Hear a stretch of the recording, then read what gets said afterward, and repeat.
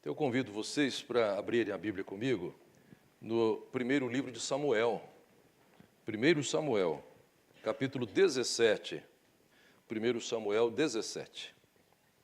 Os filisteus reuniram as suas tropas para a guerra em Socó, que fica em Judá.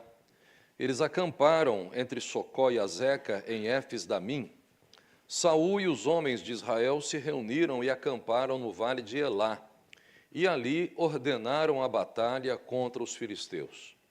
Os filisteus estavam num monte e os israelitas estavam no outro monte, ficando o vale no meio deles. Então, do arraial dos filisteus saiu um guerreiro chamado Golias. Ele era da cidade de Gate e tinha quase 3 metros de altura. Trazia na cabeça um capacete de bronze e vestia uma couraça de escamas de bronze, que pesava uns 60 quilos. Trazia caneleiras de bronze nas pernas e um dardo de bronze sobre os ombros. A haste da sua lança era como o eixo do tecelão, e a ponta da sua lança era de ferro e pesava mais de 7 quilos. E diante dele ia o escudeiro. Golias parou e gritou para as tropas de Israel: "Para que vocês saíram para formar a linha de batalha? Não sou eu filisteu, e vocês, servos de Saul? Escolham entre vocês um homem que venha lutar comigo. Se ele puder lutar comigo e me matar, seremos servos de vocês. Mas se eu o vencer e o matar, vocês serão nossos servos e nos servirão." E o filisteu continuou: "Hoje eu desafio as tropas de Israel. Deem-me um homem para que lute comigo." Quando Saul e todo Israel ouviram estas palavras do filisteu, ficaram assustados e com muito medo. Davi era filho daquele efrateu de Belém de Judá, cujo nome era Jessé, e que tinha 8 filhos. Nos dias de Saul, Jessé já era bastante idoso entre os homens. Os 3 filhos mais velhos de Jessé tinham ido com Saul para a guerra. Esses 3 que tinham ido para a guerra se chamavam Eliabe, que era o primogênito, Abinadab, que era o segundo, e Samá, que era o terceiro. Davi era o mais moço. Só os 3 mais velhos seguiram Saul. Davi, porém, ia a Saul e voltava para apacentar as ovelhas de seu pai em Belém. O filisteu vinha de manhã e de tarde, apresentando-se durante 40 dias. Jessé disse a Davi, seu filho: "Peço que você leve para os seus irmãos uma medida deste trigo tostado e estes 10 pães. Corra e leve isso para os seus irmãos no acampamento. Porém, estes 10 queijos, leve-os para o comandante de 1000.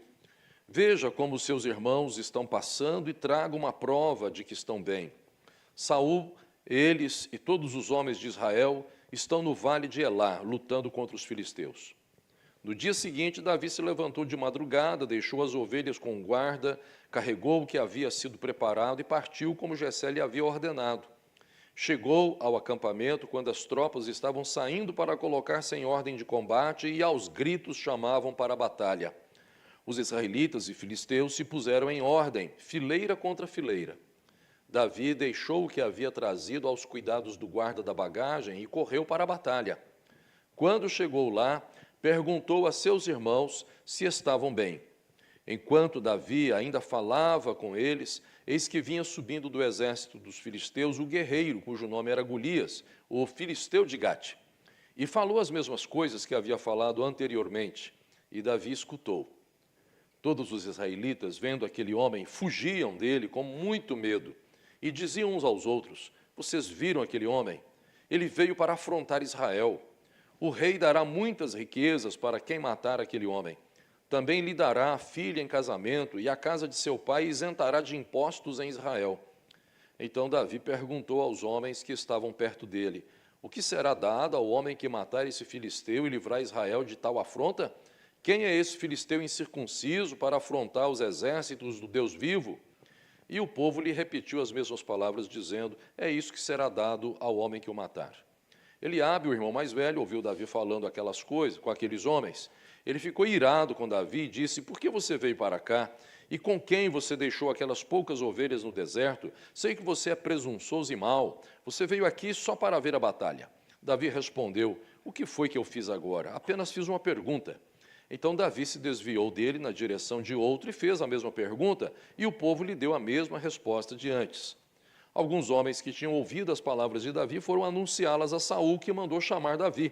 Davi disse a Saul: que ninguém desanime por causa dele. Este seu servo irá e lutará contra esse filisteu. Porém Saul disse a Davi: você não poderá ir contra esse filisteu para lutar contra ele. Você ainda é jovem, e ele é guerreiro desde a sua mocidade. Davi respondeu: este seu servo apacentava as ovelhas do pai. Quando vinha um leão ou um urso e levava um cordeiro do rebanho, eu saía atrás dele, batia nele e livrava o cordeiro da sua boca. Se ele se levantava contra mim, eu o agarrava pela barba e o golpeava até matá-lo. Este seu servo matou tanto o leão como o urso. Este filisteu incircunciso será como um deles, porque afrontou os exércitos do Deus vivo. E Davi continuou: o Senhor me livrou das garras do leão e das garras do urso. Ele me livrará das mãos desse filisteu. Então Saul disse a Davi: vá, e que o Senhor esteja com você. Saul vestiu Davi com a sua própria armadura, pôs um capacete de bronze na cabeça dele e o vestiu com uma couraça. Davi cingiu a espada sobre a armadura e tentou andar, pois jamais a havia usado. Então Davi disse a Saul: não posso andar com isto, porque nunca usei. E Davi tirou aquilo de sobre si.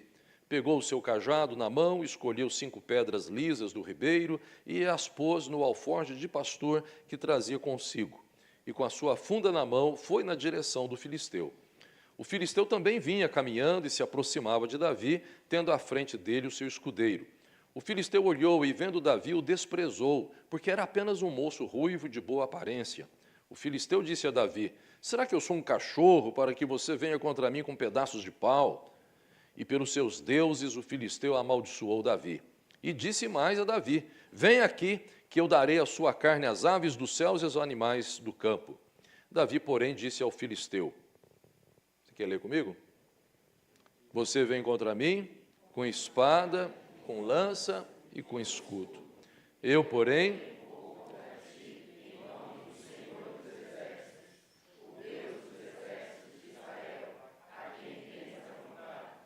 hoje mesmo o Senhor entregará você nas minhas mãos. Eu o matarei, cortarei a sua cabeça, e hoje mesmo darei os cadáveres do arraial dos filisteus às aves dos céus e às feras da terra. E toda a terra saberá que há Deus em Israel.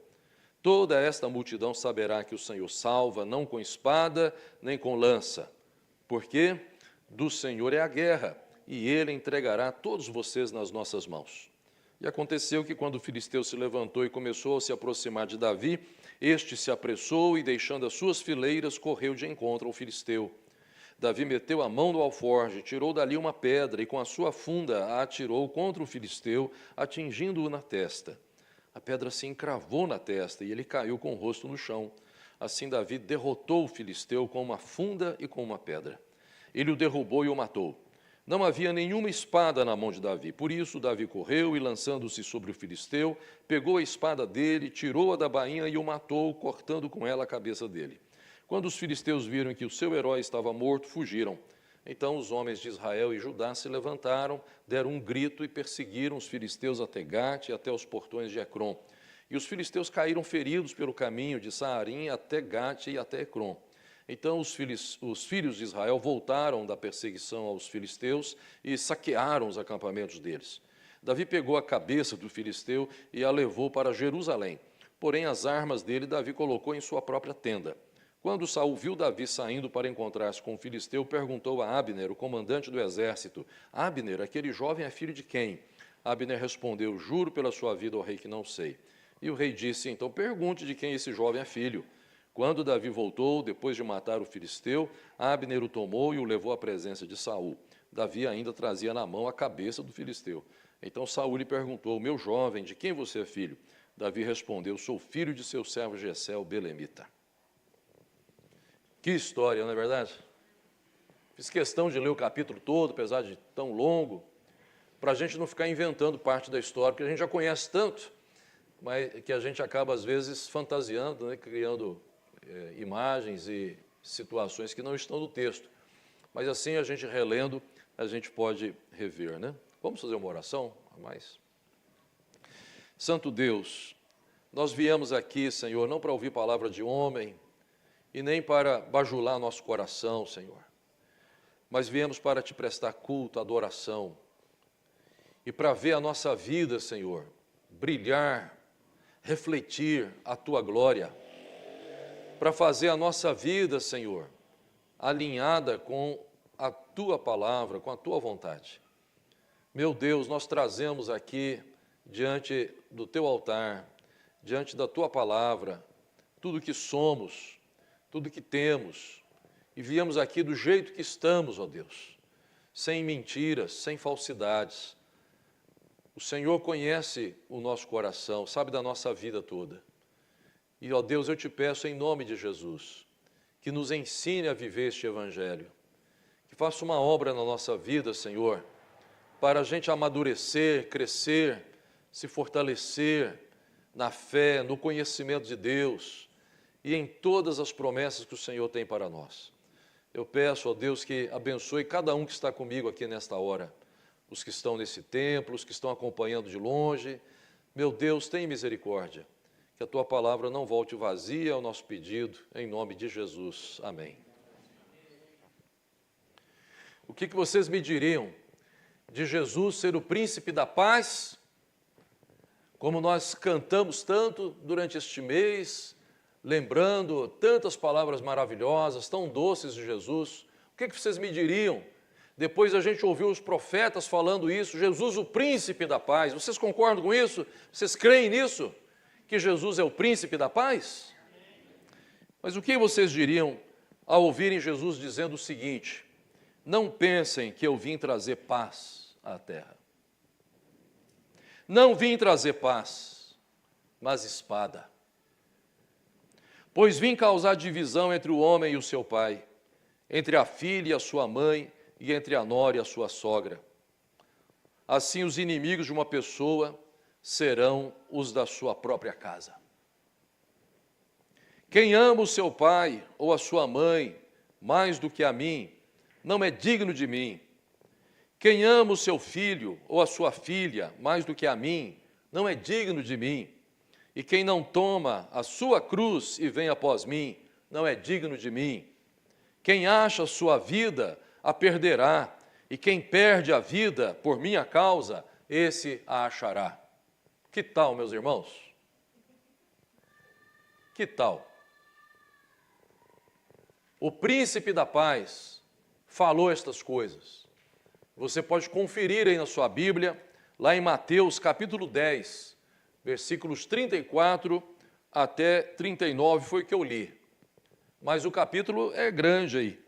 Tem muita coisa que Jesus está falando sobre esse paradoxo. Ele ser o príncipe da paz e, ao mesmo tempo, afirmar assim categoricamente que eu e você não vamos ter sossego, não vamos ter paz. Claro que ele está falando de paz diferente, né? Está falando de um tipo de paz e outro tipo de paz. Mas por causa da paz que temos com Cristo, não vamos ter paz no mundo. Por causa de Cristo, que nos dá uma certa paz, não teremos paz no mundo. No contexto lá de Mateus 10, vocês podem observar os versículos anteriores, Jesus estava adiantando para os discípulos exatamente uma realidade que estava próxima para ele pessoalmente. Jesus, ele seria mortalmente perseguido. Todos nós sabemos o que aconteceria com ele.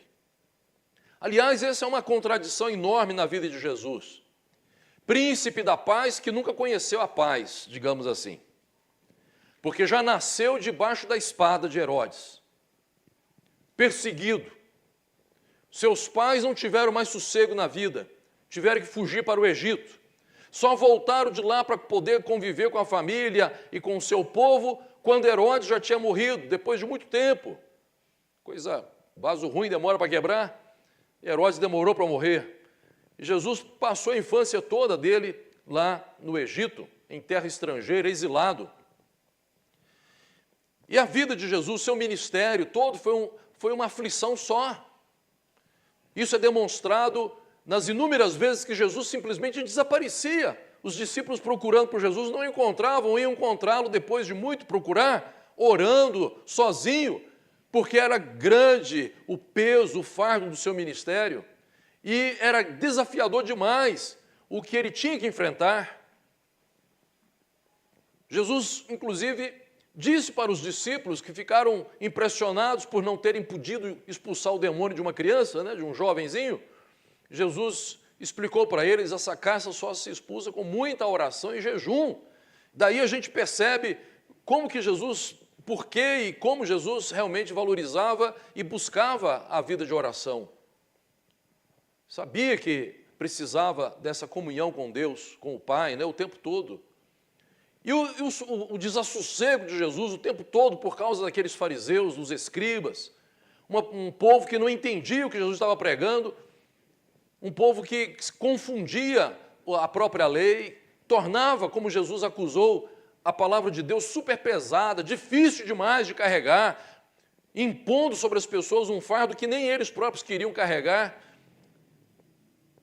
Jesus tinha que lidar com pessoas assim muito difíceis. Você já lidou com gente assim? Talvez agora mesmo esteja lidando, talvez dentro de casa, né? Nossa, eu falo 1000 vezes a mesma coisa com esses meninos aqui, com esses filhos, com essas pessoas, com meu marido, com a minha esposa, né? Às vezes você está enfrentando isso lá no seu trabalho, essa dificuldade, né? Olha, quantas vezes a gente tem que falar a mesma coisa, o pessoal parece que não entende o que a gente está falando. Não é difícil lidar com isso aí? Como cansa a gente, exaure nossas energias, nossa força, nosso ânimo, suga da gente a alegria, né? A vontade de fazer as coisas. Poxa, a gente fala, parece que está falando grego, falando chinês aqui, ninguém entende o que a gente está falando, certo? E Jesus teve que lidar com isso. Chegou uma hora que Jesus falou para os próprios discípulos, ô geração incrédula, difícil, até quando eu vou ter que aguentar vocês? O próprio Jesus desabafou uma vez em relação a eles. Meus amados irmãos, a vida de Jesus mesmo não foi uma vida fácil. E, no entanto, ele fala, a minha paz vos dou, não dou como o mundo a dá. Eu li o texto de Crônica de Samuel com vocês, essa história que todos vocês já conhecem, a luta de Davi contra Golias. Porque ela ilustra, né? É uma ilustração para nós, serve de uma grande ilustração de tudo que a gente está falando.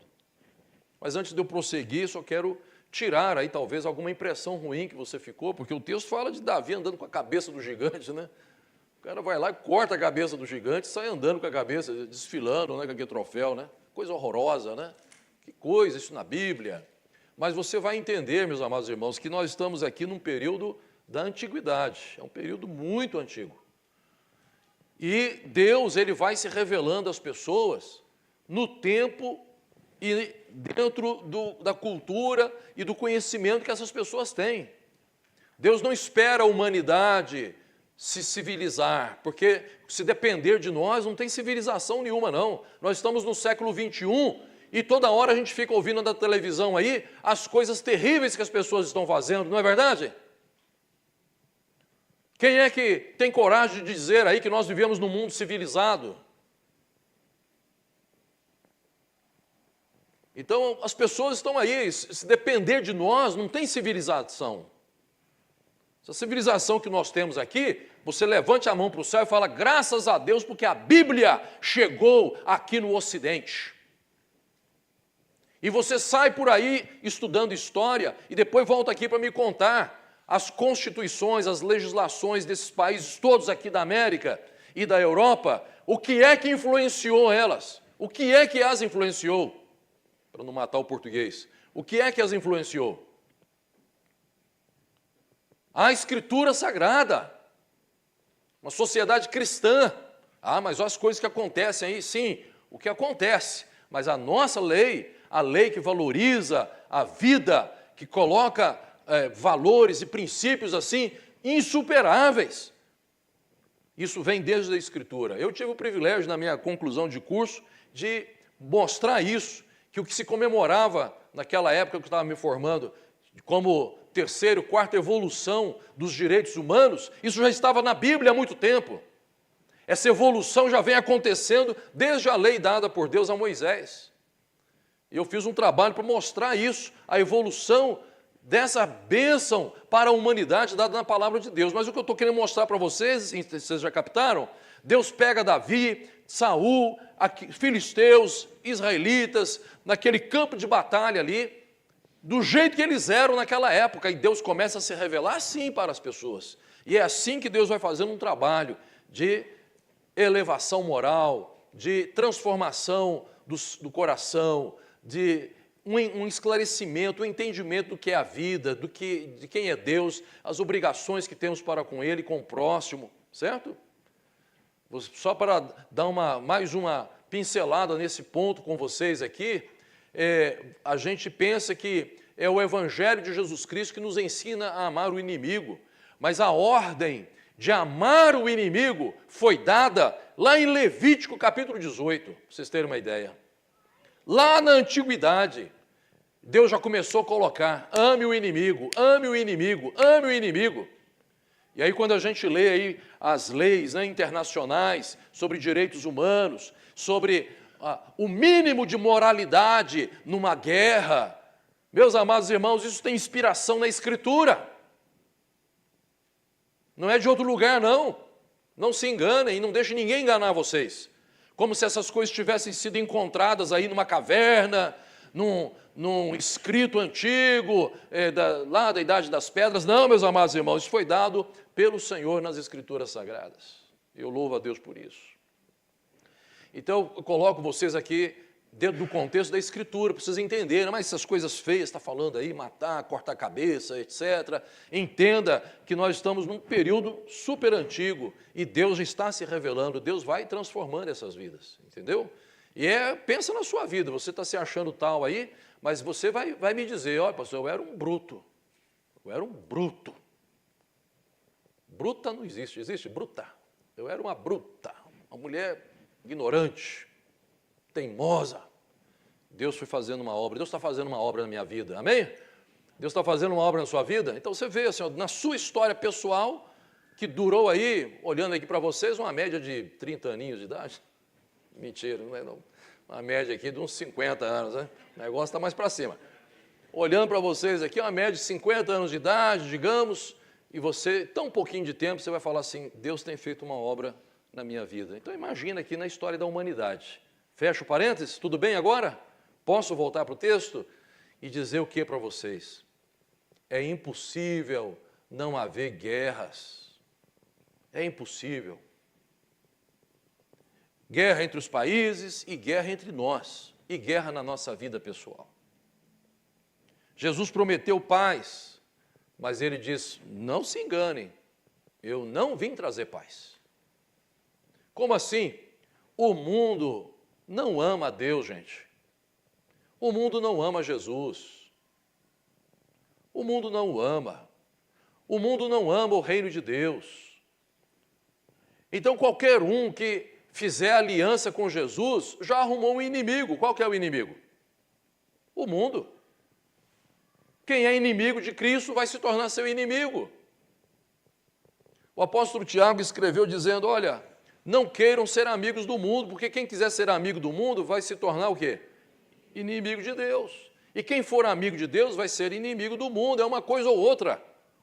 Claro, vocês estão entendendo, nós não somos inimigos das instituições, nós não somos inimigos da democracia, não somos inimigos das árvores, dos animais, das pessoas, não é isso. O mundo, nesse contexto do Evangelho, a teologia bíblica vem falar para nós que o mundo aqui é o quê? É essa rebelião contra Deus, é todo o sistema, todo o método, toda confecção, toda obra realizada que vai contra a santidade de Deus, contra a moralidade do Evangelho, contra a ética do reino de Deus, vai contra a soberania e o governo de Deus, tudo que vai contra, e é inimigo de Deus mesmo.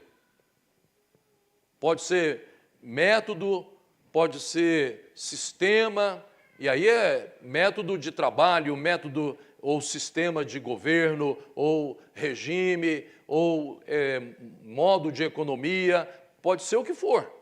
Mas se a gente percebe, olha, princípios éticos aqui, valores, verdades, e práticas e resultados que estão sendo alcançados ou até buscados, né? Eventualmente até buscados, mas às vezes resultados que acontecem naturalmente, mas que são contra a ética do reino, contra a vontade revelada de Deus na Escritura, então é inimigo de Deus, eu estou fora, não participo disso daí. Esse é o critério do crente que tem uma cosmovisão focada em Cristo e no reino de Deus.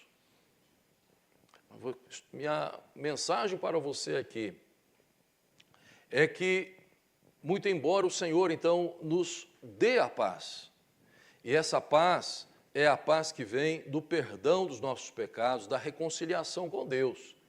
Isto não significa que teremos paz. Certo, Zé? Significa bem ao contrário, que nós vamos passar muito aperto. Nós temos que pôr na nossa cabeça. Por quê? Porque a gente cria uma ilusão, uma fantasia que nos empobrece como ser humano, transforma a gente em criança espiritual e faz a gente ficar aí escandalizado ou, pior, deprimido, desanimado, frustrado, entrando em crise de fé, por causa das terríveis lutas que vêm para todos nós. E é assim, ó, às vezes você vai olhar para uma pessoa e falar, essa pessoa aí, puxa vida, não acontece nada de ruim com ela, e às vezes é verdade mesmo. Tem gente que parece que tudo vai dando certo, é uma vida maravilhosa, e outros é uma tragédia atrás da outra, é um sofrimento atrás do outro, é um problema atrás do outro. Nada parece dar certo, que coisa. Sabe que o Asaf, ele era um cantor, né? Asaf era um maestro do coral de Davi. Diz que o cara era muito bom de música, viu, Lisane? Você estuda mais aí. E o Asaf, ele chegou um momento que ele entrou em crise, Elisane. Você eu não vi em crise, ele entrou em crise. Com toda a experiência dele, todo o conhecimento dele, ele entrou em crise, crise de fé. Justamente porque ele fala no salmo dele, todo mundo aí, ó, punhado de gente que eu conheço, que não tem temor de Deus, e tudo vai dando certo para essa pessoa. Tudo vai dando certo. Eles estão cada vez mais ricos, cada vez mais enfastiados, estão cada vez mais folgados, cada vez mais espaçosos. Que vida maravilhosa que eles têm. E eu, que temo a Deus, estou levando. E aí ele fala, olha, eu fui pensando assim, e ele chega a falar o seguinte, de que me adiantou guardar os mandamentos do Senhor? De que me adiantou fazer isso aí?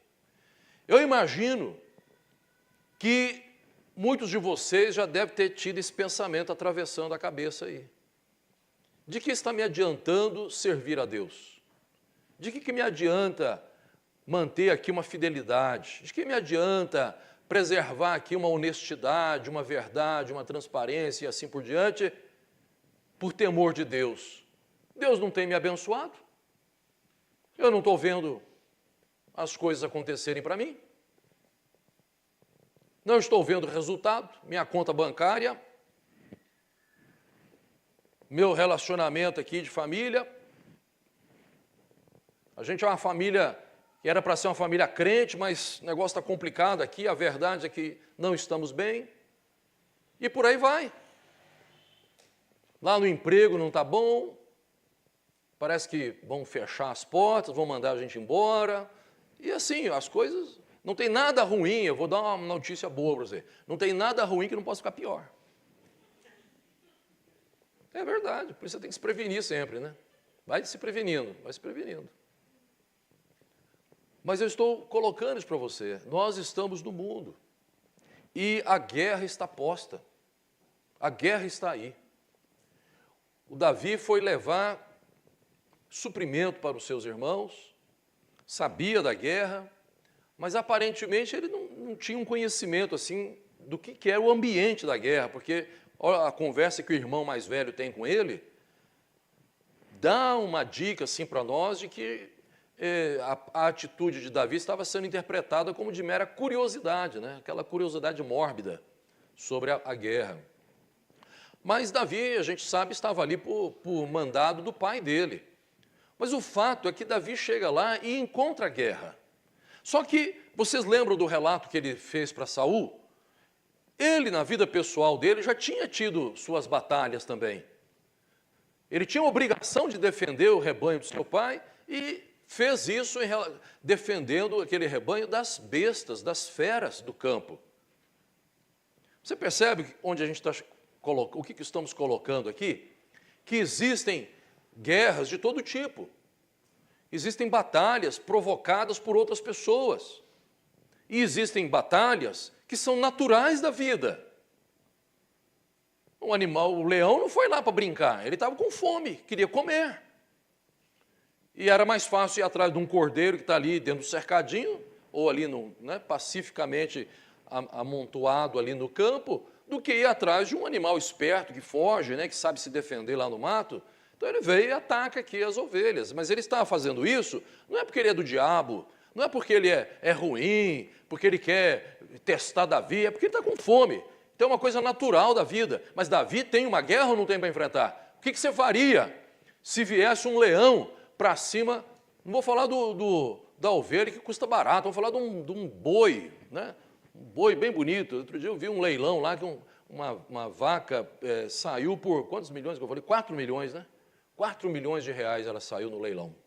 Então você está defendendo aquela vaca de 4 milhões de reais e vem o leão para cima. O que você faz? Seguro paga. Não é? Seguro paga. Você está louco que eu vou brincar com o leão aqui? Estou fora, né? Mas Davi, não, era do pai dele, e ele tinha que defender aquilo pessoalmente. E ele enfrenta. Então, as batalhas já estavam acontecendo. Acontecem batalhas na nossa vida só porque a gente está envelhecendo. É ou não é? Doenças, enfermidades de todo tipo, situações as mais estranhas vão acontecendo com todos nós. São lutas. E é o diabo? Não é o diabo, é a vida seguindo o seu curso. E os problemas dentro de casa, com os nossos filhos, com o cônjuge, não sei o quê. Gente, pensa bem, isso aí é o diabo que está na nossa casa, etc. De repente pode ter sede, de tanto você falar e ficar invocando, ele pode até achar que tem lugar lá. Mas só de ser 2 pecadores juntos, vivendo juntos, já vai dar problema. Você se apaixonou demais por essa mulher aí, mas esqueceu que ela é uma pecadora. Você olhou para esse rapaz e falou, que camarada maravilhoso, que tremendo, mas você esqueceu que ele é o quê? Pecador. Pôs a criancinha no mundo e fala, oh meu Deus, coisa mais linda, fofura do papai, fofura da mamãe, mas esqueceu que é uma pecadora. É ou não é? E assim a vida vai seguindo, e nós vamos ter vários problemas. Mas mesmo que não fosse pecador, Adão e Eva nem eram pecadores ainda, vocês lembram disso? Não lembram, vocês não estavam lá? Adão e Eva, eles estavam no Éden e nem tinham pecado ainda, mas já começaram a cogitar coisas. Porque aquela conversa de Satanás lá, com a serpente com Eva, sobre o fruto, aquilo não aconteceu do nada. A Bíblia diz que Eva pôs o olho naquela fruta e viu que era desejável, era bonita e desejável para comer. Ela já estava com um olhar naquilo lá. E de onde vêm essas ideias na cabeça da pessoa? Quando está tudo bem, fica inventando problema. Eu já falei aqui para a igreja de um ditado que me ensinaram, um ditado britânico, né? Que o diabo tenta o homem, mas o homem à toa, o homem ocioso, tenta o diabo. O diabo está indo para uma tarefinha dele, vou cumprir uma tarefa ali, de repente vê uma pessoa ociosa, opa, depois eu vou lá. Vou aqui primeiro, uma vítima bem facinho aqui, uma presa, perdão, bem facinho aqui para mim. Nós nem precisamos do pecado para ter problema. Deus deu um problema para Adão lá, dar nome para os animais. Você imagina Adão dando nome para os animais? É um problema ou não é? Porque é uma quantidade enorme de bichos, tem que ter uma criatividade assim, enorme. Mas ele resolveu o problema. Vocês estão entendendo que eu não estou brincando com a palavra de Deus. É uma realidade que passa despercebido para nós. Só isso, passa despercebido. O tempo todo da nossa vida é resolvendo problemas e enfrentando lutas. A vida já, por si só, é o que eu quero mostrar para vocês. Independentemente de pecado, independentemente de diabo, de tudo, a vida por si só já é um grande desafio para cada um de nós. Fica pior ainda com aquelas coisas que eu excluí aqui do argumento agora, certo? Nós já estamos em guerra, então Jesus promete, eu vou dar paz para você, e você entrega assim, eu entrego minha vida a Jesus, eu vou viver em paz o resto da vida. Não vai. Provavelmente as coisas vão piorar para você. Por que vão piorar? Porque você declarou, quando entregou sua vida a Jesus, que você é inimigo de um punhado de coisa que antes você achava que não tinha problema. Mas agora você fala, tem problema. Seus amigos mesmo vão ser os primeiros a sentir isso daí. Eles vão falar, poxa, mas antes você saía com a gente, por que não vai mais? Ah, porque aceitei Jesus. Ah, mas Jesus estraga então o prazer? O que é isso, ué? Ah, mas você fazia essas coisas conosco, por que não? Porque agora eu tenho temor de Deus, isso aí não está certo não, isso aí não é bom. Você já percebe a situação como muda? Agora, a questão é, quão forte você é para enfrentar os dias de tribulação. Se nos dias da sua tribulação você se mostrar fraco, isso prova que a sua força era muito pequena. Isso não é frase minha não, isso é frase de Provérbios. Isso é frase de Provérbios. Qual é o tamanho da sua força? E veja só, Davi tinha que força para enfrentar Golias? Qual a força que Davi tinha? Diga para mim, nenhuma. Diga. Nenhuma. Não tinha força nenhuma, não. Não tinha experiência de batalha. A Bíblia diz que ele era quando fala que ele era ruivo, de boa aparência, o que vocês acham que está querendo dizer com isso? Ah, o rapaz filhinho de papai. Muito embora estivesse lá no campo, né, defendendo e tal. Mas, não, o rapaz não tem estrutura. Vai pôr a armadura de Saul, não consegue andar com a coisa. Não tem condição. Então, é uma pessoa que não tem estrutura nenhuma para aquilo lá. Está totalmente desqualificado para enfrentar o tal do Golias, gente. Agora, quando a gente vê Davi entrando naquele campo de batalha, se colocando, se perfilando ali com o exército de Israel, falando daqui as coisas, até essa hora você fala, mas está ali atrás dos irmãos, está perfilado junto com o exército, né? Então está corajoso ainda. Só que ele avança, ele vai para frente e vai acompanhado ou vai sozinho? Humanamente sozinho, vai indo. O que é que dá segurança para a pessoa fazer isso, além da loucura? É doido. O pessoal pensou que ele era doido. Mas ele era doido? Ele não era doido. Ele tinha paz no coração dele. Uma paz que o mundo não pode dar. Uma paz que o mundo sequer entende. Era a paz que movia Davi. Mas que paz! Uma paz para ir para cima de uma tempestade dessa. Davi demonstra essa paz, o fundamento dela, quando ele fala assim, quem é esse gigante aí, cara de quase 3 metros de altura? Quem é esse gigante para afrontar o Senhor dos exércitos? Davi amava a Deus. E ele sabia que aquele cara estava ofendendo a Deus, e isso era uma ofensa para ele também. Ele disse para o gigante, para o povo todo que estava ouvindo ele, porque do Senhor é a guerra.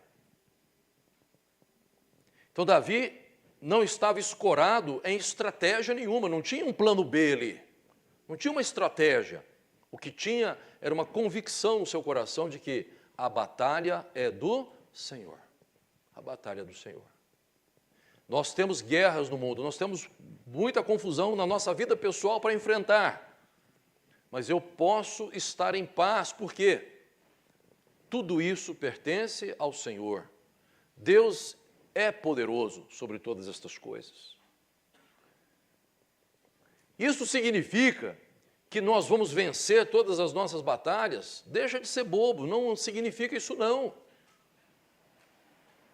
Você não pode pôr isso na sua cabeça aqui, porque Davi saiu segurando a cabeça do Golias, pensar que você também, toda hora, vai sair segurando aí a cabeça de alguma coisa que represente a sua luta, né? Venci mais uma, venci. Eu vou lhe falar qual é a grande vitória que você vai ter em cada luta da sua vida, quando você tiver essa paz de Cristo na sua vida. Eu vou te falar qual é a sua vitória. O que é que você vai poder erguer assim, ó, bem alto? Eu vou lhe dizer, a sua integridade. Você vai poder chegar diante do trono de Deus e falar: Senhor, eu fui pisado, eu fui humilhado, eu passei por muitas lutas, muitas provas, muitas delas eu perdi, e sofri o prejuízo, e sofri o dano. Mas, Senhor, eu te glorifiquei na terra. Eu te glorifiquei.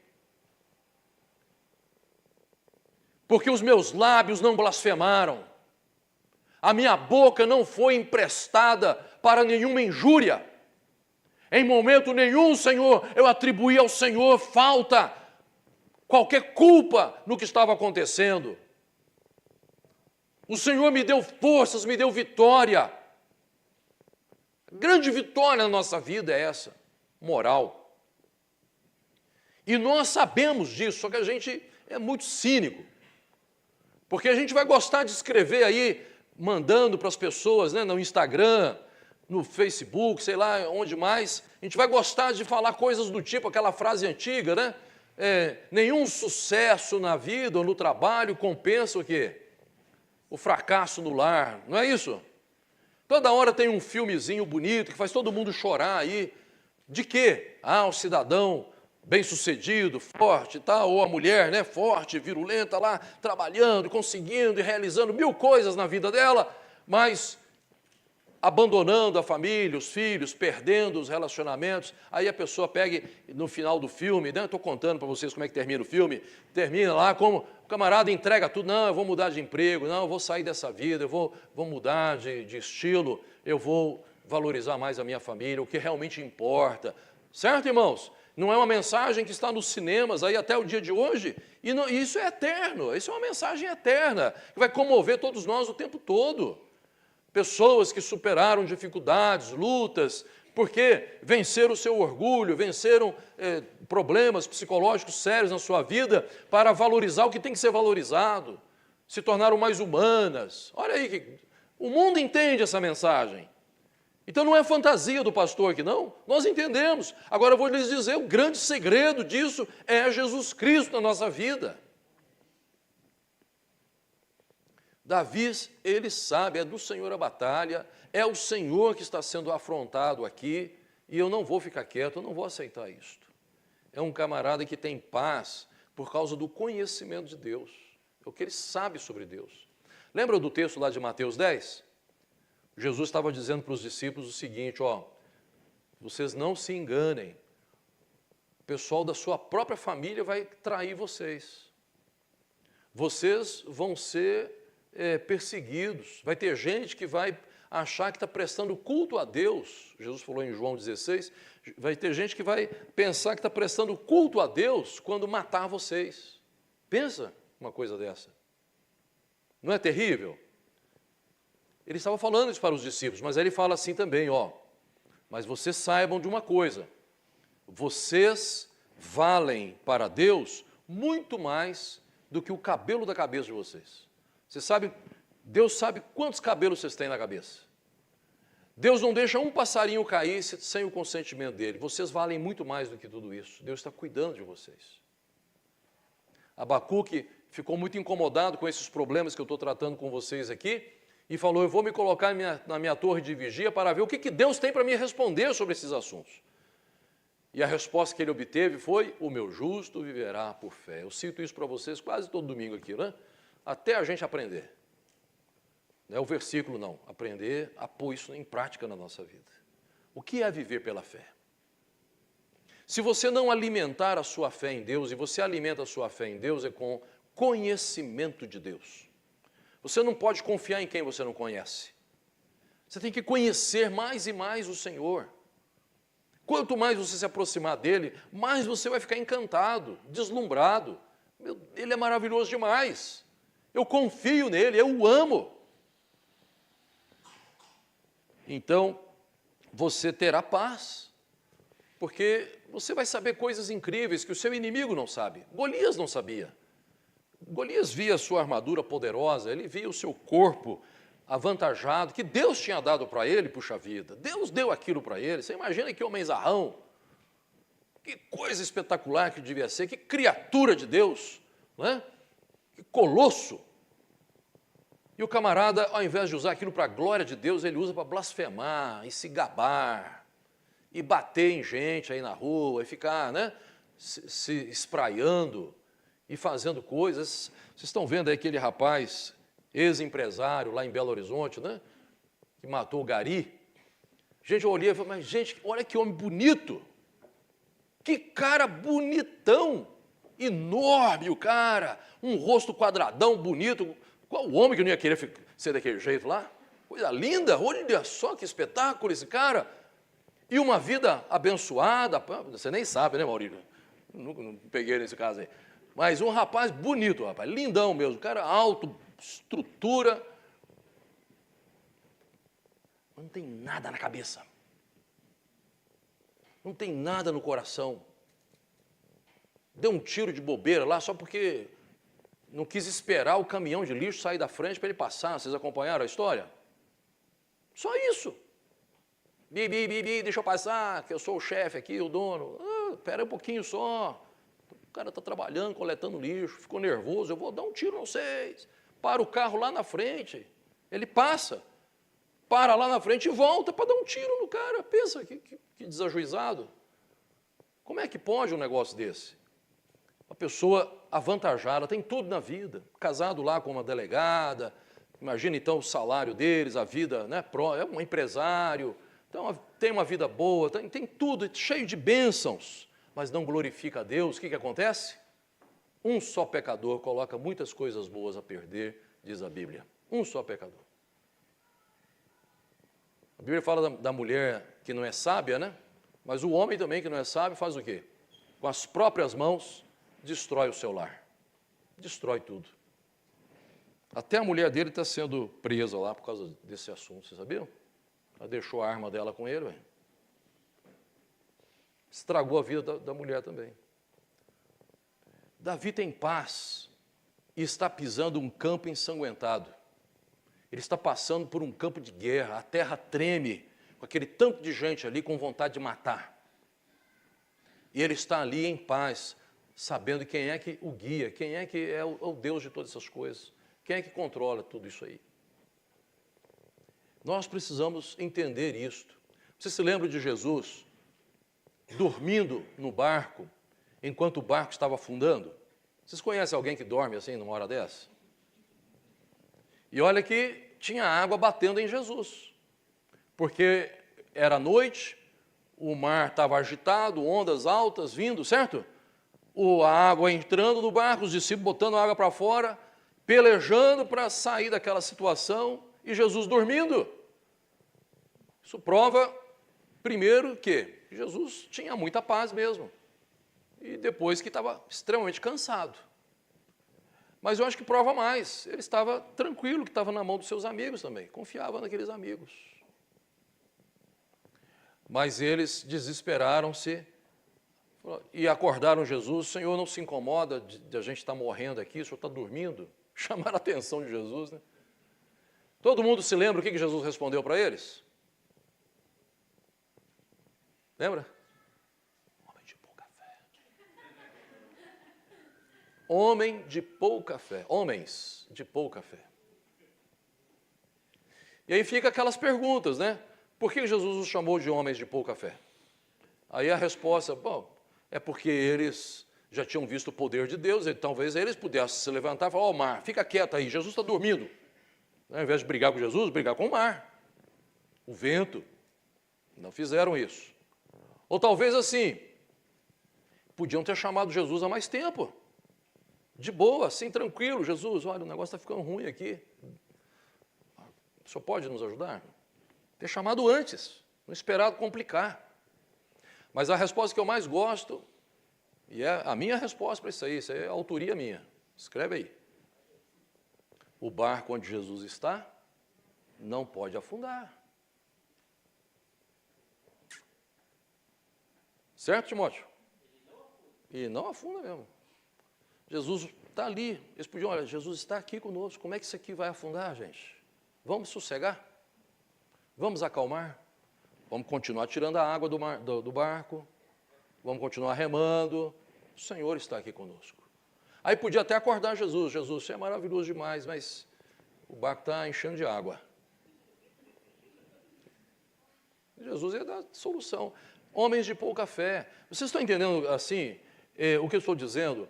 Que nós ficamos apavorados, nós ficamos desesperados. Eu falo nós, gente, eu estou junto. Nós ficamos com medo. O exército de Israel estava paralisado. Vocês lembram disso no texto? Paralisado. E é assim que a gente fica, não é? Que solução que eu vou ter? Meu Deus, quem é que vai me ajudar? Estou perdido, estou sozinho. Aí você pensa só coisa ruim, só pensa bobagem. Eu vou à igreja. E pensa bobagem de vir à igreja, porque pensa assim, eu vou lá na igreja, um milagre, Deus vai fazer uma coisa, e não acontece nada. E você fala, para que eu fui na igreja? Para que eu fui buscar Deus? Não precisava. Eu vou esperar, não vou orar mais, não quero nem orar, não vou ficar orando, não vou. Por que é essa reação toda que acontece? E eu digo, é uma reação bem natural, porque está fazendo tudo errado. É uma oração que não é da fé, é uma oração que não procede do conhecimento de Deus, não descansa no Senhor, é uma adoração interesseira, não é uma adoração por amor de Deus e por certeza do que Deus pode fazer, do que Ele está fazendo, entende? Está tudo fora do lugar. E começou onde? Começou na minha falta de conhecimento de Deus, que afetou e destruiu a fé pequenininha que eu tinha, me fez entrar numa crise terrível aqui agora, e eu não sei no que isso vai dar. Davi é movido por essas coisas maravilhosas que procedem de Deus, e vocês viram, olha, não dá, ele tentou usar, certo? Quando Davi põe a armadura de Saul, o que você enxerga nisso daí? Ele está tentando. Saul fala, usa minha armadura. Beleza, vou usar. Não é uma coisa boa usar uma armadura para ir para a guerra? Vou usar a armadura, mas não deu certo não. Ele, não vai dar certo isso, eu não consigo nem me mexer com isso aqui. Eu tenho que ir sem essa coisa aí. Então, assim, para um campo de batalha, ele estava indo pelado, né? Sem proteção nenhuma. Vou assim, sem proteção. Então, pega uma espada. Eu não tenho espada. Não dei conta nem de levantar isso daí. Vai com quem então, rapaz? Eu vou com o que eu tenho. Eu vou com o que eu tenho. O que Davi tinha? Uma funda e uma pedra? Ou ele tinha o Senhor dos Exércitos? Vocês entendem? Qual é o seu tamanho quando você está em cima das suas próprias pernas? E qual é o seu tamanho quando você caminha nos ombros de Deus? Qual é o seu tamanho diante dos seus inimigos? Quando você descansa nos braços do seu Senhor? A paz que Cristo nos dá. Ele fala, olha, vocês vão ter aflição mesmo. E ele estava falando nem de problema futuro, não. Ele estava falando, o problema vai vir agora. Vocês vão todos correr de mim. Porque vão ser presos, vocês vão ser dispersos. Vocês vão ter aflição já, já. Mas, olha para mim, se espelhem em mim. Eu tenho paz. Olhem para mim. E aprendam a viver essa paz também. Então, meus queridos irmãos, Jesus é maravilhoso demais. Ele falou, vocês não tenham medo de quem pode matar o corpo e não pode fazer nada com a alma.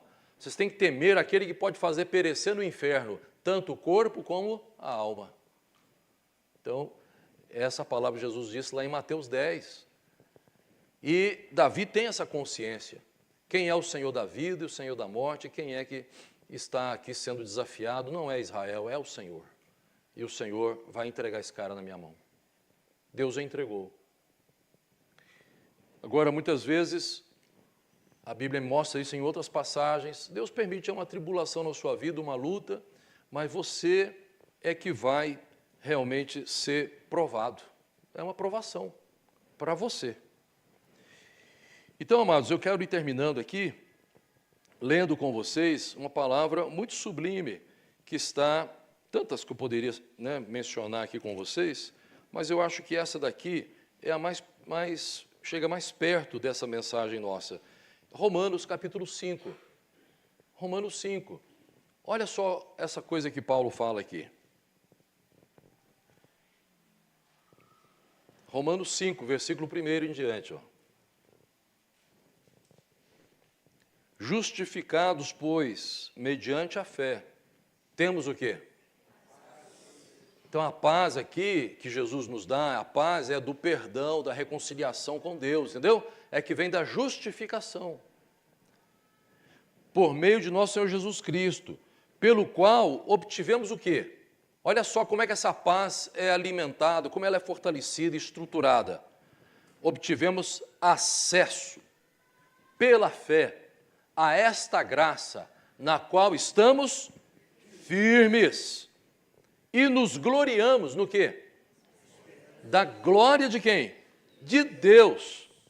E não somente isso, agora Paulo então vai falar das tribulações da vida, mas também nos gloriamos nas... Ele não está falando nos alegramos, ficamos achando bom cada luta que vem. Nos gloriamos, é diferente. O que é gloriar-se? Está vindo a luta? Está aí diante de mim? Eu sei. Vai trazer sacrifício, vai exigir sacrifício, vai trazer sofrimento, trazer dor, mas eu me glorio nisso. Eu sei que eu vou vencer. Qual é a vitória do crente? É ele sair, vazar lá na frente, em pé, na presença de Deus. Palavra de Paulo, aqui em Romanos também, dizendo: quem és tu, ó homem, que julgas o servo alheio? Para o seu próprio Senhor está em pé ou cairá, mas estará em pé, porque o Senhor é poderoso para o suster. Essa é a nossa glória. Como dizia já o profeta, passarão pelo fogo e não serão queimados. Passarão pelas águas e não se afogarão. Mas quantos irmãos nossos no passado já morreram, pastor? Sim, eles não se afogaram. Muitos e muitos crentes. Nenhum deles correu da espada, nem do piche, nem dos leões, nem dos matadores profissionais de Roma. Nenhum deles correu. Todos foram para cima.